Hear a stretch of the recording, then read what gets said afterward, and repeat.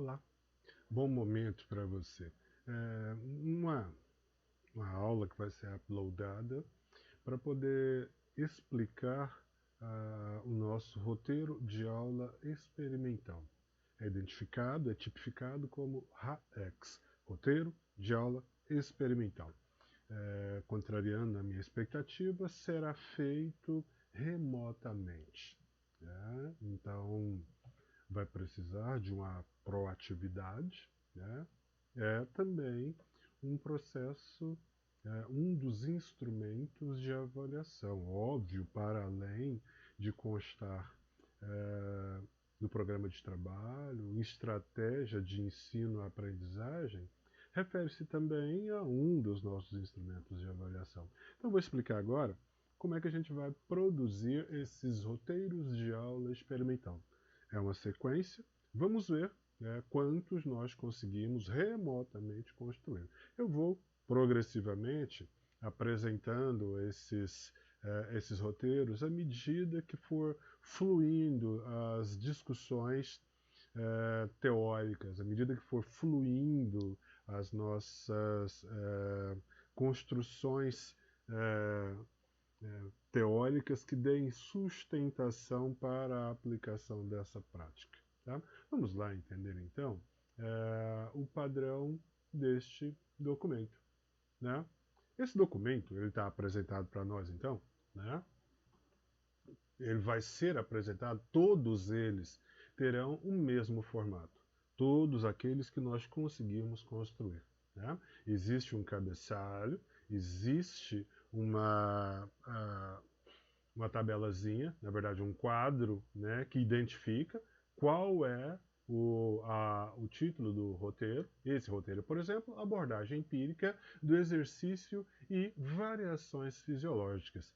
Existirá sempre artigos, existirá sempre trabalhos que darão sustentação teórica para a sua elaboração. Então, o artigo auxiliar para esse roteiro é Efeitos do treinamento com exercício resistido sobre parâmetros fisiológicos em homens destreinados.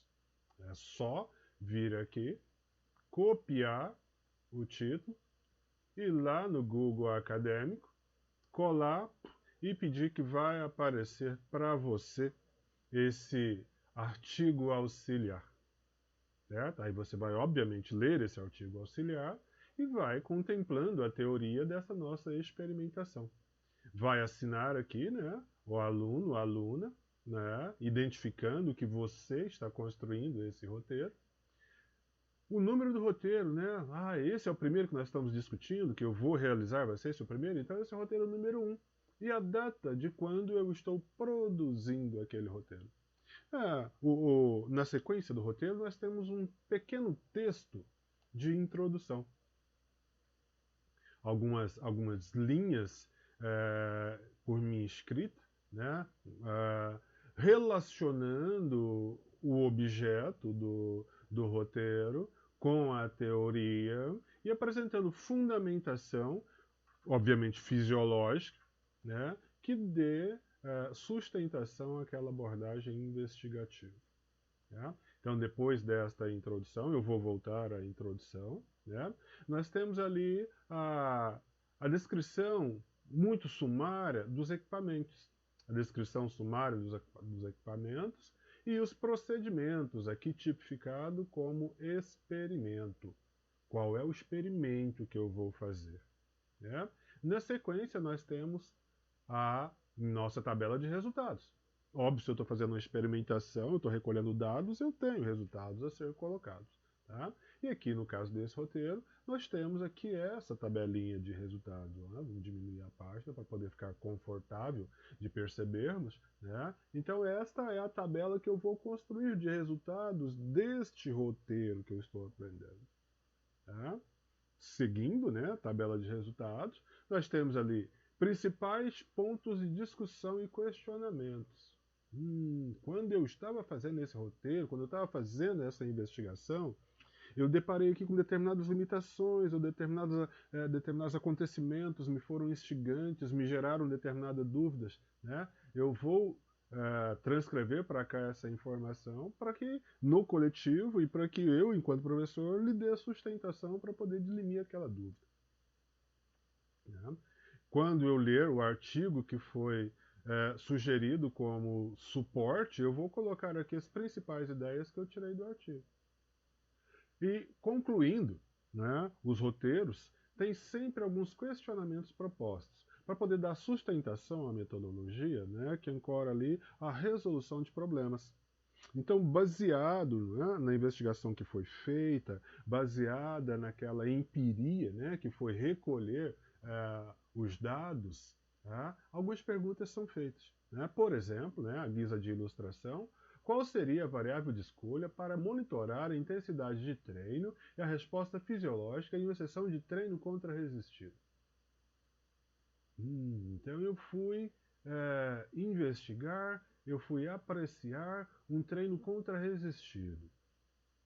Eu, enquanto estudioso da educação física, estudioso de fisiologia, para me monitorar a intensidade daquele trabalho, para poder me certificar de que ele está dentro de um conforto fisiológico para aquela pessoa, que tipo de variável eu utilizaria para poder fazer aquele controle? É uma pergunta que está aqui colocada. Óbvio que toda essa sequência investigativa vai dar suporte para a resolução. Tá? Vamos entender, então, este que será o nosso... voltando aqui, né? Vamos lá para aquele...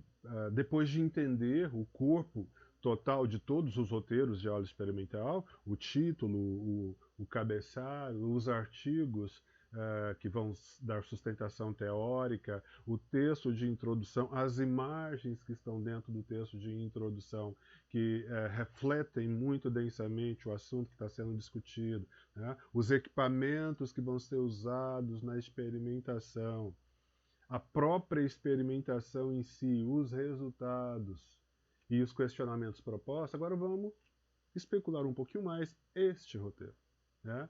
Que passa a ser um possível primeiro roteiro de experimentação.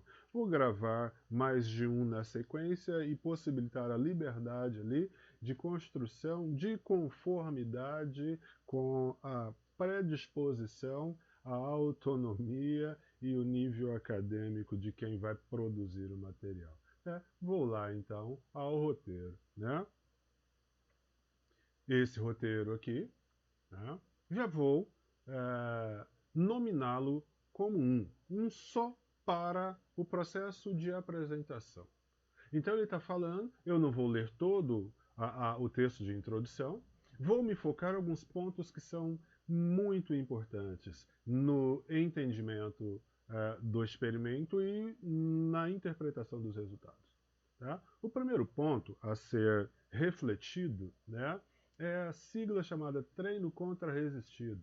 Treinamento contra-resistido é uma identificação conceitual mais coerente, fisiologicamente, metodologicamente mais precisa para substituir o termo musculação. Então, treino contra-resistido, né, seria o sinônimo adequado à palavra musculação. Né? Dentro desse texto, um outro elemento que aparece, grifado na introdução, é agente estressor. O exercício físico é, por si, um agente estressor. Por que ele é um agente estressor? Ele tira o seu organismo de dentro do estágio de homeostasia. Conceitualmente, tudo que fere a homeostasia de um organismo é um agente estressor. Né? Nesta imagem, nós temos o Jay Cutler fazendo, né, treinando num Hack 45. Para aqueles que não se lembravam lá na teoria, ou que não tinham ideia do que é um Hack 45, essa é uma máquina chamada Hack 45 e o exercício é pressão de pernas, ou leg press. E esta figura, esse fantástico atleta é o Jay Cutler. Né? Preciso colocar aqui uma legenda, né, para poder estabelecer uma deferência a esta pessoa. Ele está aqui estressando o seu organismo. Ou seja, treinar é incidir sobre o organismo uma quantidade, às vezes pesada, de agente estressor. Óbvio, para isso, então, eu preciso monitorar esse processo. Mas isso é a continuação da discussão. vamos manter linearidade aqui na introdução. A outra palavra que está grifada dentro do texto. Percepção subjetiva do esforço, ou PSE. Percepção subjetiva do esforço. Ela vem aqui para essa tabelinha. Tá? É uma nota, é uma escala da minha sensação pessoal de esforço. Como eu me senti fazendo aquela tarefa. Originalmente é uma tabela, é uma escala que foi proposta por Gunnar Borg, né, pesquisador, que concebeu esta tabela. Originalmente ela ia de 6 a 20, né, e eles, os estudiosos, né, da fisiologia, fizeram uma modificação dessa escala. Por isso está aqui, escala de Borg modificada. Percebam as cores. Essas cores já apareceram em outros gráficos na discussão da fisiologia. Tá? Então eu tenho aqui uma nota 0, embora enquanto fisiologista eu acho que essa nota não existe. Tá? Dá uma nota 0, tem sempre o esforço de estar vivo. Né? Então tem sempre a percepção mínima. A percepção mínima para mim é 1. Mas vou respeitar aqui a escala que está aqui apresentada para vocês. Né? A minha nota é igual a 0, não teve. A minha sensação foi absurdamente leve, foi mais do que leve, se é que isso é possível. Né? Então, eu daria uma nota 0. Tá? À medida que aquela sensação foi se tornando mais intensa, mais pesada, mais exigente, óbvio, eu vou subindo a nota que eu ofereço. Então, passando de leve, né, de muito leve, para forte, para muito forte, até para a intensidade máxima. E isso tipificado em valores. 1, 2, 3, 4, tá? Esta é a escala de Borg modificada que dá sustentação ao que nós chamamos de percepção subjetiva do esforço. Então estou aqui treinando. Acabei de fazer a minha série lá no leg press. Estava lá com 400 quilos, eu fiz 10 repetições com 400 quilos. Qual foi a sua percepção subjetiva do esforço para aquela tarefa que você executou? Ora, cara, 9. Muito intenso. Muito intenso. Tá? Entendo, então, isto é PSE, percepção subjetiva do esforço. É uma estratégia que se pode usar para monitorar como aquele aluno, cliente, paciente está sentindo, né? Está refletindo aquele treino, aquela aula que está sendo proposta para ele. Outra palavra que está sublinhada, que está negritada aqui na introdução. O organismo, quando sujeitado a esses agentes estressores, ele provoca alterações fisiológicas. Vão provocar modificações, vão provocar o que conceitualmente, doravante, chamaremos de bioajustamento. O corpo vai se ajustar àquela condição de estresse que ele está sofrendo. E esses bioajustamentos, essas modificações, que em determinados livros são chamados de adaptações, e é uma denominação que fisiologicamente é incoerente, mas ainda hoje é empregada, né? Esses bioajustamentos eles podem ser tipificados temporalmente. E esta tipificação temporal está aqui representada. Esses bioajustamentos podem ser agudos, subcrônicos ou crônicos. O que são bioajustamento agudos? São aquelas modificações que acontecem em tempo real ali do treino. Estou fazendo o meu treino, estou fazendo a minha aula, estou fazendo a minha atividade física e estou observando modificações. Então, estas modificações que operam ali em tempo real e até 24 horas da realização da tarefa são chamadas de alterações ou bioajustamento agudos. As modificações que vão acontecer ali no espaço compreendido entre 24 e 72 horas da realização daquela tarefa, nós chamamos de bioajustamentos subcrônicos. E os crônicos são as modificações que vão aparecer, são os bioajustamentos que vão aparecer depois de 72 horas de cessada aquele evento indutor, ou seja, depois de 72 horas da interrupção ou da finalização daquele treino ou daquela aula. Tá? Mais uma vez, refletindo, agudo, subagudo, crônico. Um conjunto desses bioajustamentos que vai aparecer nesse organismo em resposta ao exercício.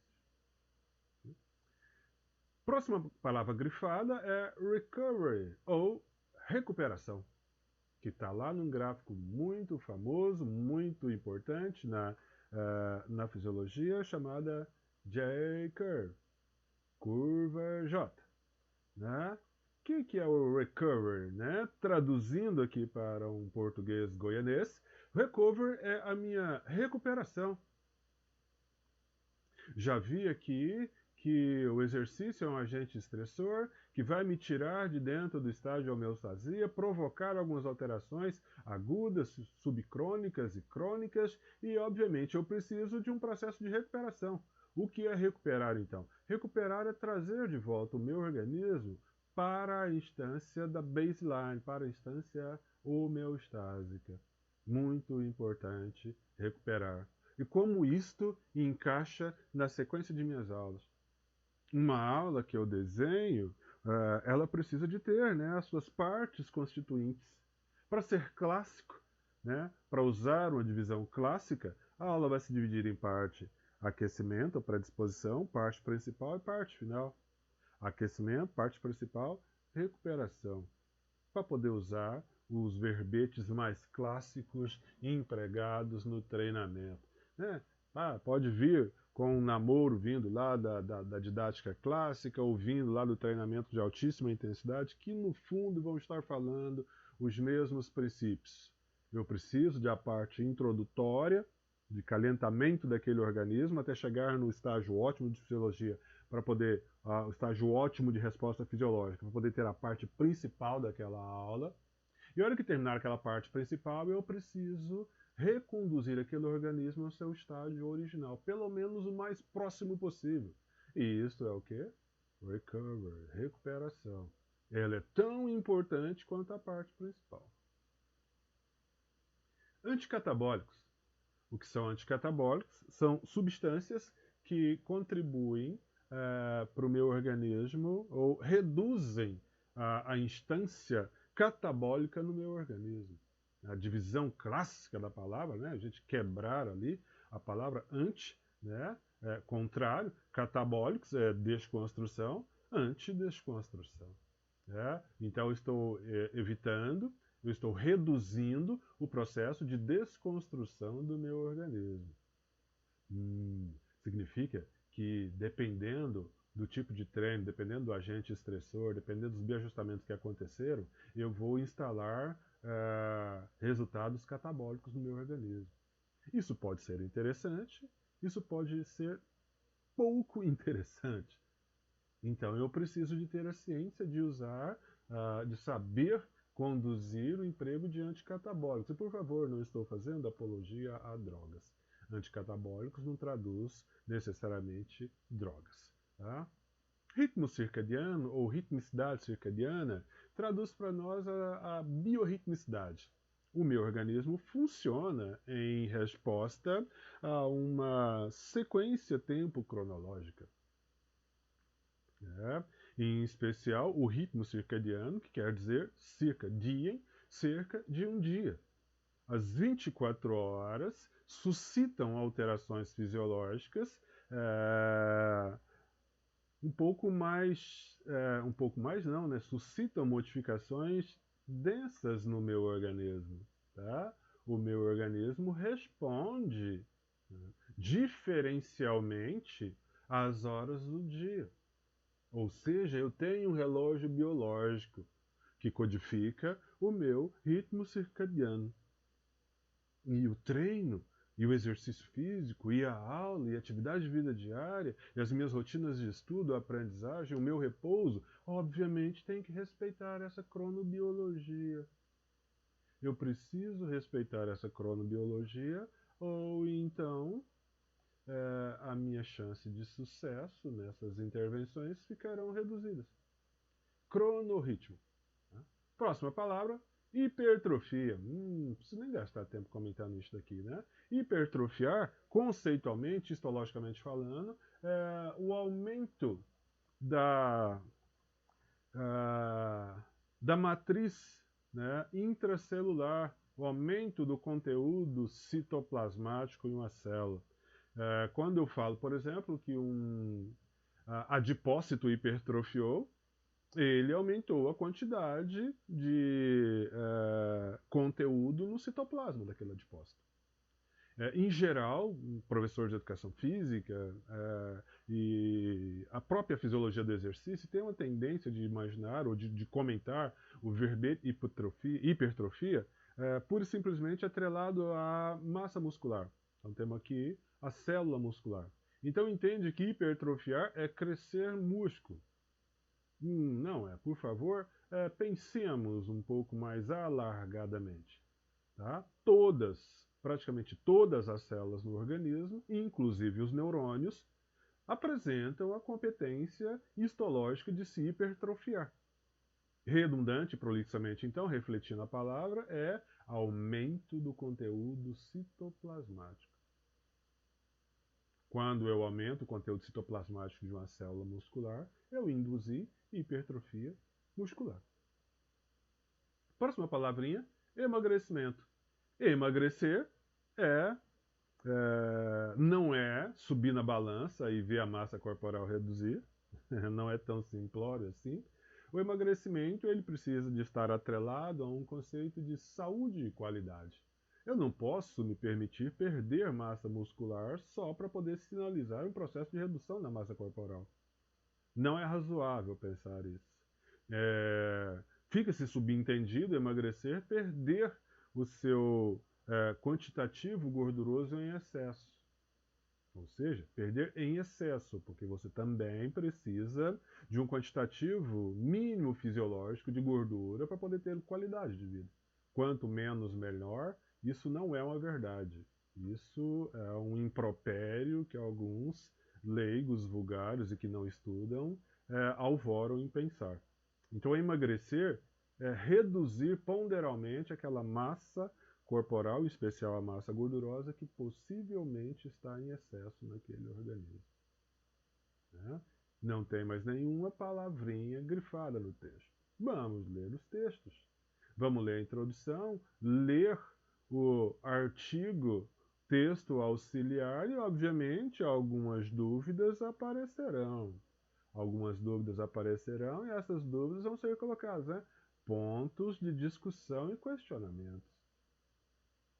Para conversar com o coletivo, conversar com o professor que está dando sustentação à discussão. No caso, né? As imagens que estão colocadas é um corte histológico de uma célula muscular, né? Corte transversal de uma não, né? Do tecido muscular, são várias células musculares aqui, né? Nós vemos o tecido, o sarcoplasma, estamos vendo aqui núcleos das células musculares, né? Muito provavelmente núcleo de células do sistema imunológico e possivelmente uma ou outra célula satélite também. Possivelmente, tá? Possivelmente trata-se aqui de uma célula satélite. Não é ainda discussão histológica, né? Só a pré-visualização de um corte histológico de músculo estriado esquelético. Né? E aqui a mesma estrutura em menor aumento. 80 vezes, possivelmente imersão, um aumento de 40 vezes. Coloração, hematoxilina e eosina, HE. A imagem aqui, a tabela de Borg modificada, e a imagem, mais uma vez, a minha deferência, né? Jay Cutler, fantástico atleta de fisiculturismo. Tá? Bom, e qual é o nosso experimento aqui? O que eu vou fazer, né, nesse roteiro de aula experimental? Tá? Eu vou fazer um treino aqueles que são fisicamente ativos vão fazer um treino contra-resistido. Por isso está aqui sala de musculação ou sala de treinamento contra-resistido. Ah, mas eu me dou o direito de ser sedentário. Lamento por você, terraplanista. Eu não treino. Bem, eu não tenho a menor ideia quais são os equipamentos que existem em uma sala de musculação. Um ótimo momento para aprender. Você não treina, mas irá fazer uma visita a alguém que treina, né? Ali vou pedir a permissão em uma ou outra empresa, existem aos baldes essas empresas hoje, né? Distribuídas pela nossa capital e pelo interior também, óbvio, né? Então eu vou fazer uma visita técnica. Vou chegar ao responsável técnico da empresa, seguramente um professor de educação física, né? E falar para ele, olha, eu estou aqui com um trabalho acadêmico em andamento. Eu preciso só acompanhar alguém treinando, é só ver alguém treinando. Né? Alguém treinando treino contra-resistido ou musculação. O responsável técnico lhe permitindo entrar na empresa, você vai pedir a permissão para essa uma pessoa se você pode acompanhar ela durante o treino. Isso faz parte de um elemento que eu não vou agregar muitos valores aqui, porque será discutido oportunamente com vocês, chama-se termo de consentimento livre e esclarecido. Elementos do princípio bioético. Tá? Estou fazendo um experimento, isto não deixa de ser um experimento, acadêmico e simplório, mas é um experimento. Então aquela pessoa que você vai acompanhar o treino dela precisa estar ciente do que é que você está fazendo. Mas eu sugiro, particularmente, né? Seja fisicamente ativo e avalie o seu treino. Avalie o que você está fazendo. Então, isso vai ser o nosso experimento. Tá? Não precisa considerar este aqui. Tá certo? Não precisa, eu não fiz alterações tão densas para poder tirar do ambiente presencial. Como eu comentei no início, a minha expectativa era que fizéssemos esse experimento presencialmente. Tá? Então, eu vou observar o treino. Eu vou simplesmente observar o treino. Ou vou treinar. Óbvio, né? Não é aquela coisa doxal vulgar. Eu já vou passar agora para a planilha de resultados e explicar o que é que nós vamos observar fisiologicamente naquele treino, nessa nossa investigação. Então está aqui a planilha de resultados daquela pessoa que eu estou observando ou do meu próprio treino. Os aparelhos, tá? Eu fiz aqui uma listagem prévia dos aparelhos mais clássicos, até para poder facilitar a vida de alguns que de repente não têm uma certa expertise na sala de musculação. E também deixei aqui células em branco para você listar aqueles aparelhos que você treinou ou que você observou aquela pessoa treinando. Então aqui são os aparelhos, os exercícios a serem feitos. Supino, supino na barra, puxada na frente, tríceps na rodana, rosca direta, tá? Então, está aqui listada. Tá? A segunda coluna dessa tabela refere-se à carga. Tá? Qual é a carga? Tá? Vou ilustrar só na primeira linha. As outras são exatamente a mesma coisa. Ridículo metodologicamente se eu tiver que falar aqui de todas as linhas e ter que insistir o tempo inteiro que elas são iguais. Então eu vou sempre me referendar a primeira máquina, supino máquina. Então, qual era a quilagem que eu treinei no supino máquina? O meu supino é com 60 quilos. Então, quilos, carga em quilos, 60. E quantas eram as repetições e quantas eram as séries? Eu fiz 4 séries de 10 repetições com 60 quilos. 4 vezes 10. Carga 60, repetições 4 vezes 10. Tá? 4 séries de 10 repetições. Obviamente, total igual a 40 repetições. Quarta coluna, me desculpe. Quarta coluna é VTTI. Esse 2 aqui não é elevado ao quadrado. Esse 2 significa que tem uma nota de rodapé. A nota de rodapé Traduz o que é VTTI. Volume total de treino por intervalo. Que diabo é isso, Anderson? Entendamos. O volume total de treino dividido por intervalo é 60 quilos, é a quilagem. Eu fiz 40 repetições. Então eu levantei 60 quilos 40 vezes. Então, o volume total de treino é 60 vezes 40. A carga vezes o total de repetições, dividido pelo intervalo. O que é esse intervalo? Aquela série que eu fazia aqui, eu falei que era 4 de 10 repetições. 4 de 10? Então eu falei, quanto tempo eu fiquei descansando entre a primeira e a segunda a terceira e a terceira e a quarta? O meu treino é, eu faço a primeira série, descanso 1 minuto, faço a segunda série, descanso mais 1 minuto, a terceira série, descanso mais 1 minuto. Ou seja, isso é o intervalo entre as séries.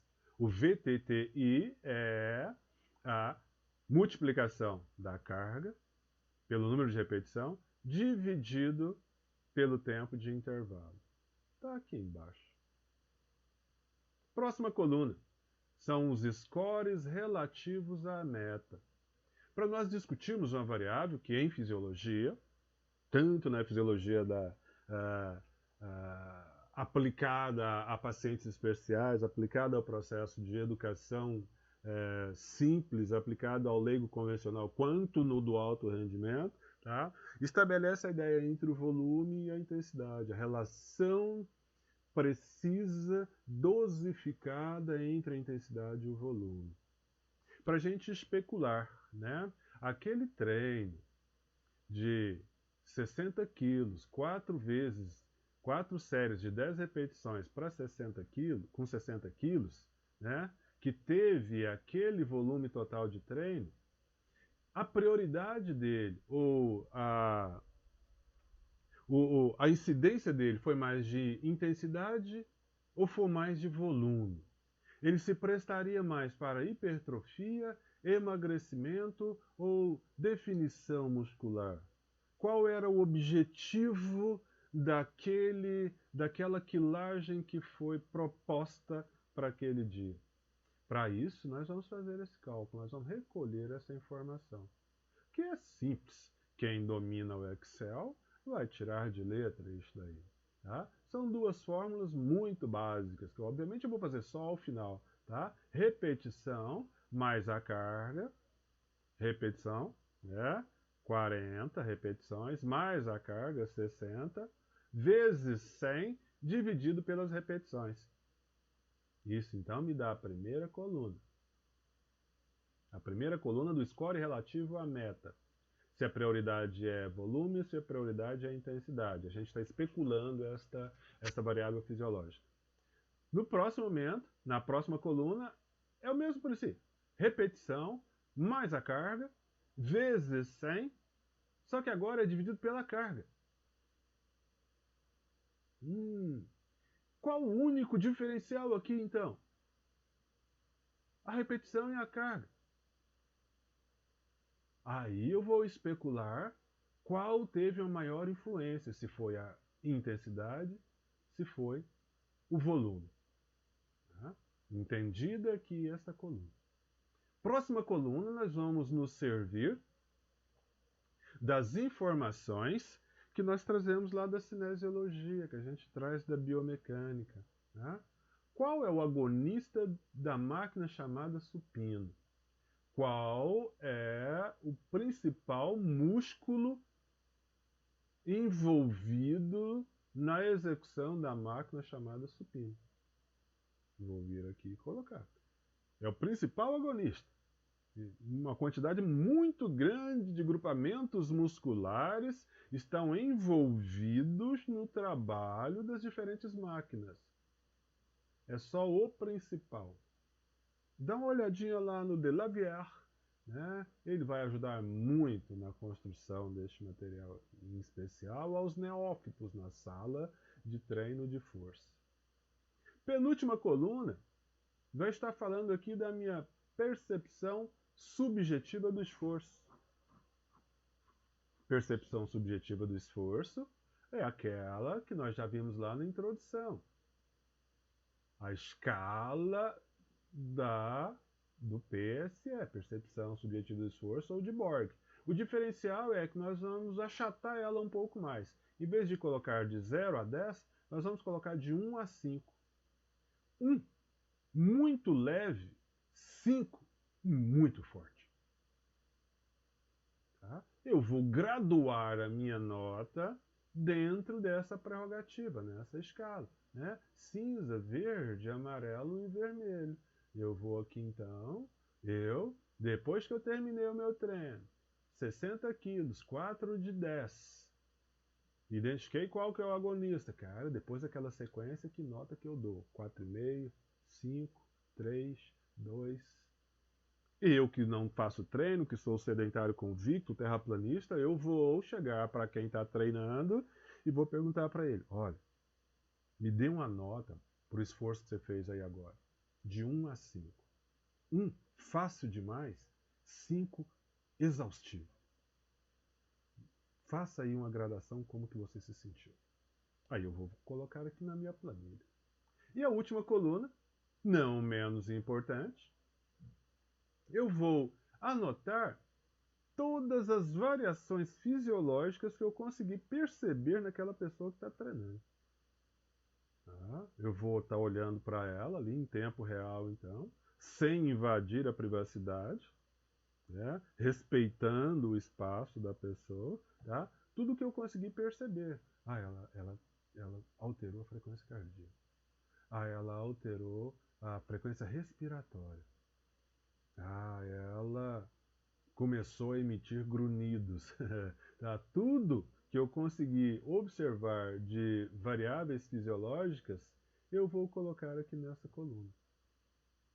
Esta coluna, por se dizer, é a síntese da nossa intenção, que é a abordagem empírica do exercício e as suas variações fisiológicas.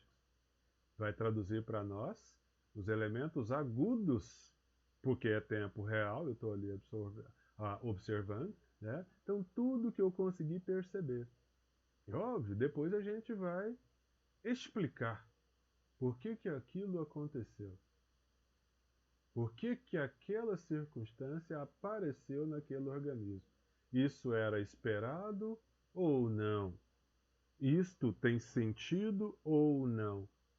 Tá? Então, quanto mais precisa for esta construção, obviamente, mais densa e mais qualificadas serão as considerações finais. Então, esta é a planilha de recolhimento de dados. Vou fazer os principais apontamentos, tá? Vindo do artigo. Eu já, depois desse trânsito, eu já vou ter know-how para poder comentar aqui essas perguntas propostas. Vou finalizar o meu roteiro. Tá? Este, então, voltando ao topo, tá? É o meu a primeira apresentação, né, não síncrona, né, do nosso roteiro de aula experimental. Qual é ele? Abordagem empírica do exercício e variações fisiológicas. Tá apresentado aí, primeiro roteiro. Tá? Apresentado esse roteiro, né, volto a insistir, a palavra valorizo, acho que ela não teria que eco na minha fala, né? Eu destilo sempre, até porque esse é meu objeto de estudo, que as pessoas sejam fisicamente ativas. E confesso aqui, sem muita empatia, e a palavra é exatamente essa, traduz a minha angústia, né? Que o sedentário, que o escolheu por convicção, faça essa investigação observando quem treina efetivamente. Né? Para mim, realmente é um paradoxo encontrar um estudante de educação física que ainda se alvore sedentário convicto. Posso até ser um sedentário circunstancial, né? Eu não estou tendo tempo, não estou tendo viabilidade para ser fisicamente ativo. respeito essa circunstância. Mas agora, professor de educação física que escolheu voluntariamente ser sedentário, não tem meu respeito, tá? Não precisa nem se, né, não precisamos nem nos posicionar, né? Cada um, vamos nos apartar conceitualmente a partir desse ponto. Então este é a nossa primeira aula não síncrona, roteiro de aula experimental número 1. Tá? As inseguranças podem ser remetidas para o grupo do Zap, né, que de forma coletiva eu puder ir diluindo ela, obviamente, a insegurança de um pode dilimir a insegurança do outro, né, ou pro e-mail, onde alguns encaminharam as avaliações, tá certo? Artigos correlatos e dados, né, podem ser socializados, né? Eu sugiro até que assim muito de troca de experiência, né? Muitos colegas dentro da turma já se manifestaram com singular experiência nesse sentido, né? Essa ajuda em paralelo é sempre bem-vinda. Ajuda para a pessoa crescer, né? Não é arrastar as pessoas pelas mãos. Eu não concordo com essa ideia. Tá? Também não manifesto empatia por essas pessoas. Tá? Então, apresentado pessoas, primeiro roteiro de aula experimental, primeira aula não síncrona, né? Vou subindo as outras à medida que se fizer necessário. Desculpa, eu fiquei aqui muito mais baixo, porque a hora que eu levanto a cabeça e olho para a câmera, dá reflexo da minha iluminação aqui. Os meus óculos não são antirreflexivos, tá certo? Ficou parecendo aqui meio gado, né? Olhando para baixo, tá? Estresse, sem estresse. Energias positivas para vocês, pessoas, que tenham um bom momento, qualquer que seja a hora que vocês estão assistindo a esse vídeo, né? Saudações, griot, em off. É nóis.